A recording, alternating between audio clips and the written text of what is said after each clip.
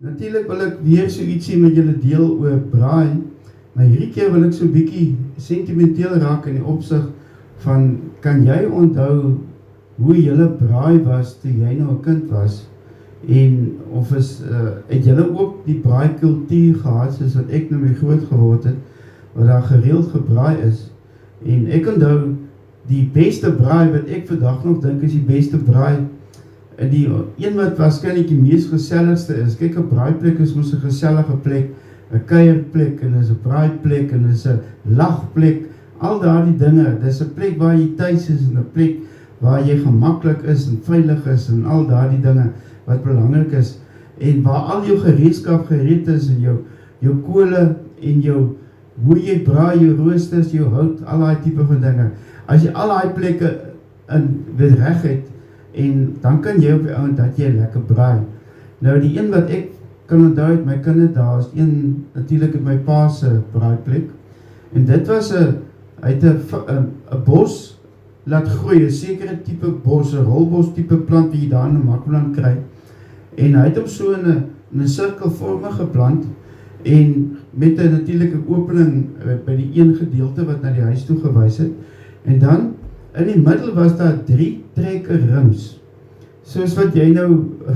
die rims, ja, trekker rims, vir die bande, wat die bande opgesit word. So hy 3 van hulle gehad, wat so mooi teen mekaar gerangskik was,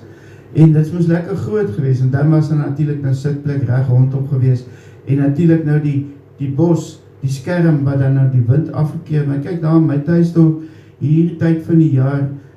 hier van November, September se kant af selfs, het daar nou so 'n oostewind begin waai,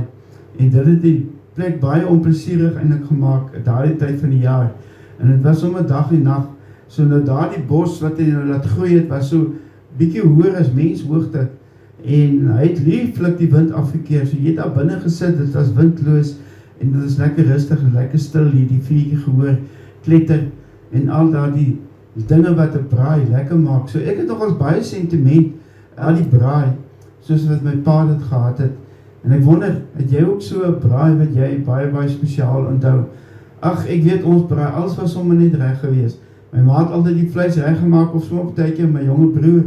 en dan het hy ook sommer vuur aangesteek, en ons kon lekker daar rondom die braaivleisvuur kon staan, maar dit was natuurlik die ander lekker ding, wat vir my nogals ook belangrik is van 'n braai, dat jy met reg rondom hom kan staan. Gewoonlik as 'n mens nou 'n braai, dit is miskien 'n ingeboude braai, so is teen 'n muur, so jy kan net so halfmaan rondom die vuur staan, maar weet jy wanneer raak dit lekker? As jy 5, 6 of 8 mense rondom 'n vuur kan staan en saam kuier. Natuurlik die een wat die mooiste is, gekry natuurlik die wind, ag sal ek liewe sê die rook, so hulle sê mos die rook trek altyd na die mooi mense toe, so ja, ek weet nie of jy al daai gehoor het, en of jy het ook so ondervind dat jy maar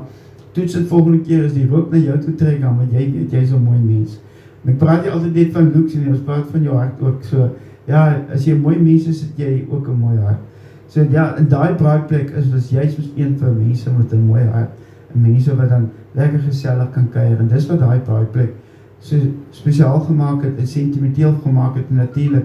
is my pa se lag, hy het altyd sy storie vertel, dat hy altyd vir homself gelag, so as ek nou aan daardie braaiplek dink, hoor ek hom lag, en ek hoor die lekker stories, en al daardie dinge, ek het al 'n paar van my pa se stories hier vertel,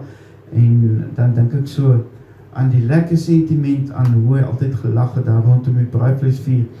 ons as gesin daar, of saam met vriende, ek onthou nog, ek het my 21ste verjaarsdag ook by daai einste braaiplek het ek hom gevier, 'n paar vriende genooi, ons het gebraai,